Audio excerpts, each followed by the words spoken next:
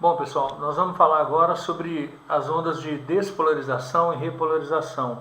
Esse vídeo ele é extremamente importante para o aluno, que é um dos elementos mais fundamentais do nosso trabalho, que é proporcionar ao aluno a aplicação de duas equações da física, a equação fundamental e a equação do período, onde nós vamos ensinar vocês a determinar a frequência cardíaca e, naturalmente, associar isso a duas grandes patologias, problemáticas aí do sistema aí de bombeamento do coração, que é a taquicardia e a bradicardia.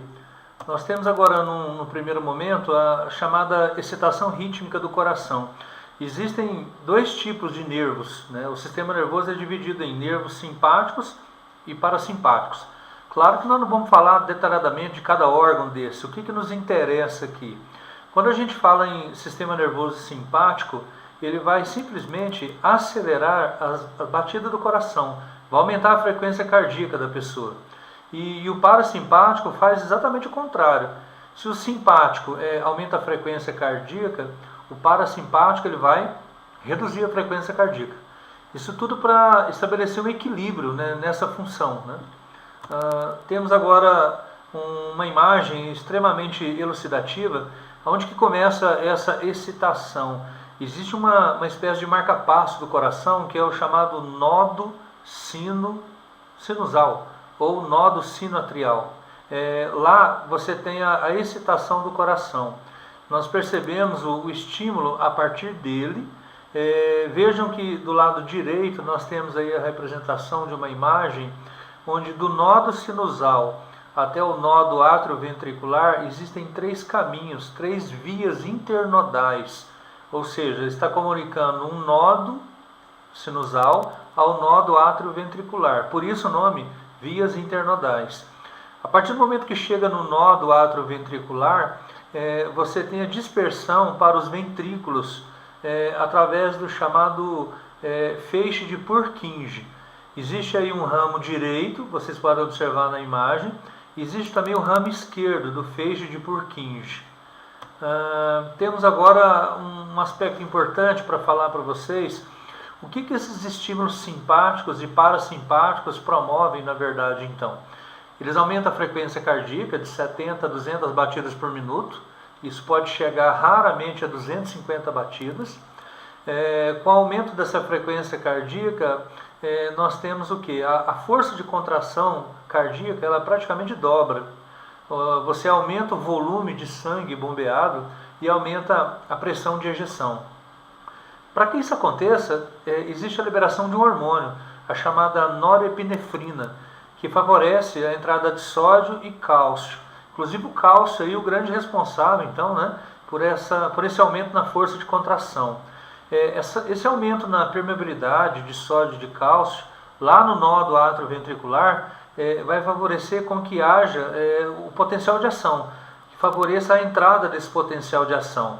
E assim você estimula a atividade do nodo sinoatrial. Como efeito parasimpático, observe na imagem quais são os elementos que acontecem. Você tem a liberação agora de um outro hormônio, a acetilcolina. A acetilcolina ela vai liberar a saída de íons potássio. E assim você tem o quê? Uma redução da frequência cardíaca. A próxima imagem agora mostra o intervalo de tempo que acontece entre os estímulos no coração. Veja, do lado esquerdo, o nodo sinusal, o nodo sinoatrial. A partir dele, você tem a liberação do estímulo. Então, tempo igual a zero. Gasta-se um tempo de 0,03 segundos até chegar no nodo atrioventricular, ou 3 centésimos, se preferirem. Vejam que, a partir daí, do nodo atrioventricular, até chegar nas porções mais periféricas do coração, pode observar do lado direito que você vai verificar um tempo de 0,22 segundos. Esse feixe de Purkinje ele é extremamente específico. Ele aumenta ferozmente essa velocidade de transmissão do estímulo nervoso. Do lado direito nós temos aí a representação do nodo atrioventricular. Desde o nodo sinoatrial até o nodo atrioventricular existe uma diferença de tempo, como eu falei, de 3 centésimos. Na verdade, dizem os fisiologistas, acreditam que haja um retardo na propagação do estímulo no nó do átrio ventricular. E esse retardo ele é extremamente importante para exatamente dar tempo para encher de sangue os ventrículos, para que eles se encham de sangue, né? E assim você tem o bombeamento adequado. A próxima imagem vai representar para nós as ondas de despolarização e repolarização. Vejam, a onda P, nós até mencionamos isso no vídeo anterior, vocês devem estar lembrados. A onda P, ela representa a despolarização dos átrios. O complexo QRS vai denotar para nós a despolarização dos ventrículos, antes da contração. Finalmente a onda T, que é a chamada onda de repolarização. Bom pessoal, observe agora o lado direito. Do lado direito nós temos aí a representação do tempo na horizontal e na vertical nós temos a representação das voltagens. Notem que 5 quadradinhos equivalem a 0,2 segundos. Se você fizer a divisão, você vai verificar que um quadradinho equivale a 0,04 segundos, ou 4 centésimos de segundo. Na direção vertical, nós temos também uma proporção parecida.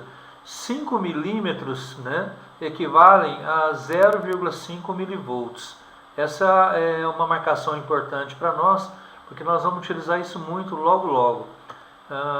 Temos agora uma outra imagem que é importante também relatar para vocês. Essa imagem é um pouco parecida com a anterior, mais uma vez, né? Nós destacamos aí 5 quadradinhos na vertical ali no centro da figura. 5 quadradinhos na vertical equivalem a 0,5 milivolts. Observem no canto inferior do lado esquerdo da figura. Nós temos ali um quadradinho equivale a 0,04 segundos, conforme eu disse anteriormente. E eu chamo a atenção para a parte superior da figura. A velocidade do papel, normalmente, ela é da ordem de 25 milímetros por segundo. Ou seja, 1 segundo o papel percorre 25 milímetros. Esse dado ele é muito importante porque nós teremos alguns exercícios em breve, onde nós vamos calcular a frequência cardíaca. Nós vamos utilizar essa velocidade do papel, que é da ordem de 25 milímetros por segundo. Temos agora um aspecto patológico, já começa aí uma relação forte com a biologia. O que é a chamada bradicardia? A bradicardia ela vai representar aquelas pessoas que em repouso têm uma frequência cardíaca baixa, geralmente da ordem de menos do que 60 batimentos por minuto. A bradicardia você vai perceber ao longo da figura, olhem o lado esquerdo aí, vocês vão perceber que nós temos o complexo QRS. Existe uma distância bem maior do que a normalidade entre a crista de uma onda QRS e a crista da próxima onda QRS. Isso denota um período maior. E nós sabemos na física que, à medida que você aumenta o período, o que acontece com a frequência? Ela diminui. Então nós vamos comprovar isso para vocês daqui a pouco através de um exercício. Agora, numa situação oposta, o que seria a taquicardia? Compare a imagem anterior com essa imagem atual. Agora a gente já percebe ondas QRS mais próximas entre si. Significa que agora o período diminuiu e automaticamente a frequência aumentou. Então a taquicardia ela representa a frequência cardíaca alta, uma pessoa em repouso que está com uma frequência maior do que 100 batimentos por minuto. Bom, quais são as causas gerais dessa taquicardia? A gente relaciona para vocês aqui algumas situações. Primeiro, temperatura. A pessoa que está com febre. Isso aumenta o metabolismo do nódo sinusal, que nós falamos lá atrás, que é o chamado marca-passo do coração. O estímulo do coração, a perda de sangue, a pessoa que teve algum acidente, perdeu muito sangue. Com isso, há realmente um aumento da frequência cardíaca. E quem que aumenta essa frequência cardíaca? É aquele sistema lá, o nervo simpático, que vai proporcionar o aumento dessa frequência cardíaca. Temos agora já um primeiro exercício que é legal vocês verificarem. O item 5 exercícios, letra A, calcule a frequência cardíaca. Eu vou apresentar para vocês 2 métodos de cálculo da frequência cardíaca. O primeiro método é determinando o período. Como é que eu vou achar esse período? Vejam na derivação número 1. Contem quantos quadradinhos existem do complexo QRS número 1 até o complexo QRS número 2. vocês vão verificar que são 12 quadradinhos. Como eu falei lá atrás, cada quadradinho tem 0,04 segundos, não é mesmo? Então o período vai ser 12 vezes 0,04 segundos. Isso vai me dar um período total de 0,48 segundos. Como nós sabemos na física, o período é o inverso da frequência. Então, como você já tem um período 0,48, aplicando a equação, período é igual a 1 dividido por f, a frequência vai ser 1 dividido por 0,48, que é o período.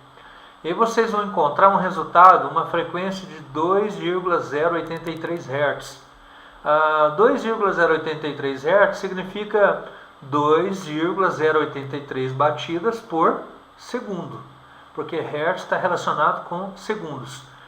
Só que o que nos interessa na vida prática não são as batidas por segundo, não é mesmo? O que nos interessa são as batidas por minuto. Então você vai fazer uma regra de 3. Em 1 segundo você tem 2,083 batidas, em 60 segundos, x. Isso vai te dar um total de 125 batidas por minuto, o que vai caracterizar a chamada taquicardia. Agora, eu apresento para vocês uma segunda fórmula de resolução desse mesmo exercício. Lembra lá atrás? 5 quadradinhos equivale a 0,2 segundos. Em 1 segundo, quantos quadradinhos aquela onda percorrerá? Veja, regra de 3, 5 quadradinhos, 0,2 segundos, 1 segundo, x quadradinhos. Você vai perceber que 25 quadradinhos equivalem a 2,54 centímetros. Um quadradinho equivale a 0,1016 centímetros.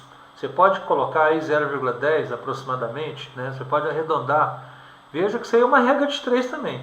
25 quadradinhos equivale a 2,54 centímetros, um quadradinho x.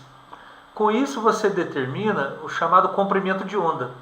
O comprimento de onda, se eu sei que um quadradinho é 0,1016 centímetros, naquele exercício anterior nós tínhamos 12 quadradinhos, que era o comprimento de onda, que era a distância entre duas cristas do complexo QRS.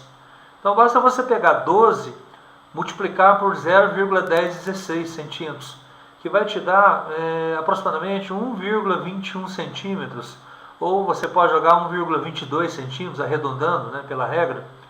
Bom, aplicando a equação fundamental do ondulatório, o que nós observamos? Velocidade é igual a comprimento de onda vezes a frequência. Lembra que eu falei para vocês que a velocidade do papel era de 25 milímetros por segundo? Estão lembrados disso? Beleza. Então você substitui 25. Só que aqui tem um detalhe, o nosso comprimento de onda ele está em centímetro. Você tem que passar ele para milímetro, para ficar com a unidade proporcional. Então 25 é igual a 12,192 vezes a frequência. E aí você vai encontrar uma frequência aproximada de 2,05 Hz. Ou seja, em 1 segundo temos 2,05 batidas. Multiplicando por 60, você vai encontrar em torno aí de 123 batidas por minuto. Então os valores aí são bem similares e essa é uma segunda maneira de você calcular a frequência cardíaca, que é um caso de taquicardia. Temos agora um outro exercício, a figura B, calcule a frequência cardíaca. Opção número 1. Vejam pessoal, essa seta azul aí que vocês estão vendo, ela vai delimitar para nós exatamente o período.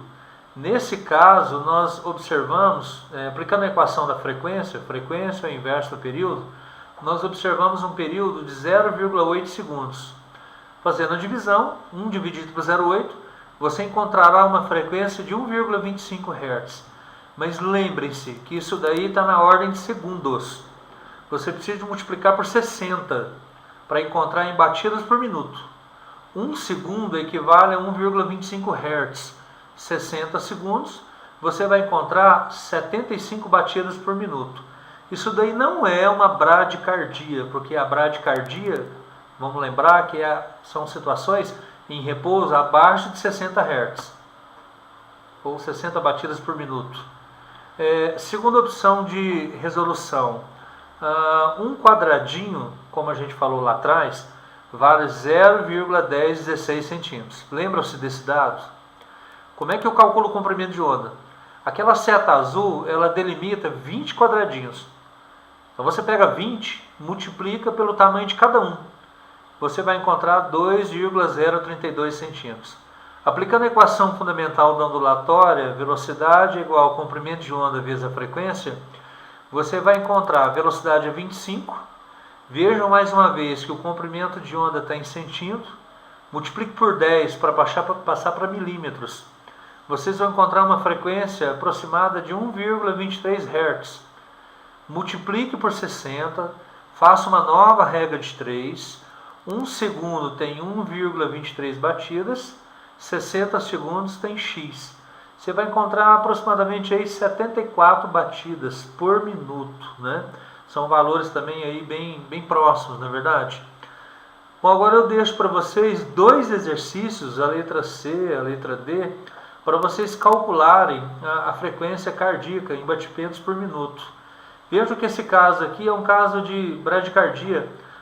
Notem o complexo QRS na figura superior, bem distante um do outro, né? Bem espaçado.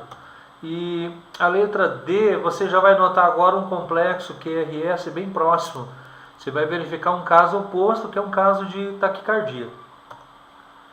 Bom, pessoal, e finalmente, esse exercício aí é um exercício que caiu na Universidade Federal de São Paulo, no vestibular deles lá de 2003, né? Embora hoje a proposta é do Enem, né? Mas é um exercício bem interessante que ele faz uma relação aí da física com a biologia, uma aplicação da biologia, que é o tema do meu trabalho, né? Então é interessante você também tentar fazer esse exercício, leia ele atentamente, a velocidade é 25 milímetros por segundo, e aí você pode aplicar aquela equação fundamental, V igual a lambda F, sem problema nenhum, né? Então esse é o objetivo desse vídeo, é exatamente possibilitar a vocês que calculem a frequência cardíaca com base em todo esse envolvimento biológico e físico que eu apresentei anteriormente. Eu acho que isso que é legal na física, o aluno perceber a interdisciplinaridade entre essas áreas. Isso fica mais motivante, isso torna o ensino mais prazeroso do que aquela coisa metódica, cansativa, onde você aplica um monte de fórmula e não sabe, na verdade, nem para que está aplicando aquilo, não é verdade? Espero que tenham gostado e mais vídeos estão aí para aparecer. Aguardem!